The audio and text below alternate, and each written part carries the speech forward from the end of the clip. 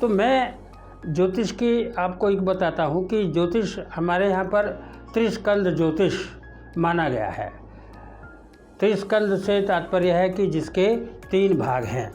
सबसे प्रथम है सिद्धांत स्कंध, जो गणित पर आधारित है, पूरी तरह से मैथमेटिकल है, ज्योमेट्रिकल है और उसमें इतने उच्च कोटि की जो कहना चाहिए ज्यामिति शास्त्र का ज्ञान है, जिसको ज्योमेट्री कहते हैं और आज ट्रिग्नोमेट्री कहते हैं, जो हम साइन कोसाइन आदि जो हम पढ़ते अपने बच्चों को पढ़ाते हैं और समझते हैं कि ये कहीं ग्रीक से हमें प्राप्त हुए हैं। ऐसा नहीं है।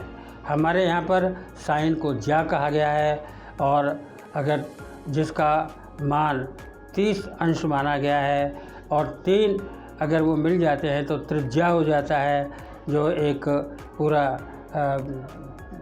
पूरे वृत्त का चतुर्थ भाग होता है, 90 अंश का होता है।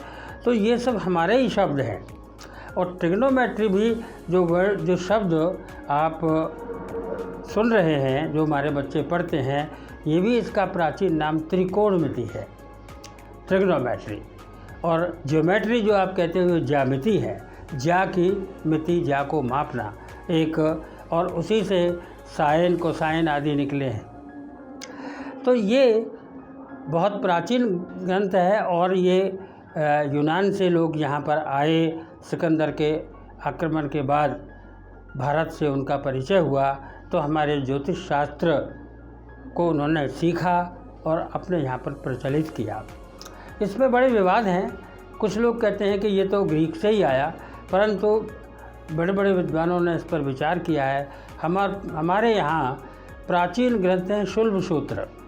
शुल्ब सूत्र जो यज्ञों के ग्रंथ हैं और यज्ञ की वेदियाँ किस मान से बनाई जाती थी, किस ग्रह के अनुरूप बनाई जाती थी, वो सब शुल्ब सूत्रों में निहित है।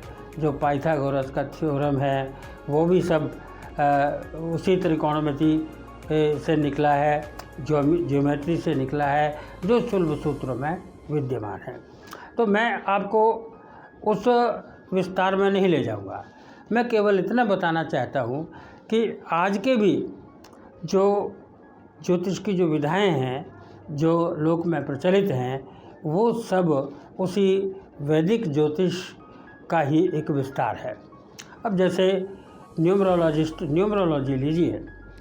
न्यूमरोलॉजी अंक है, तो अंकों की खोज भारतवर्ष में हुई और अंकों के आधार पर ही हमने संख्याओं की गणना की और अंकों के आधार पर ही हमारे सारे ये शास्त्रों का मापन हुआ।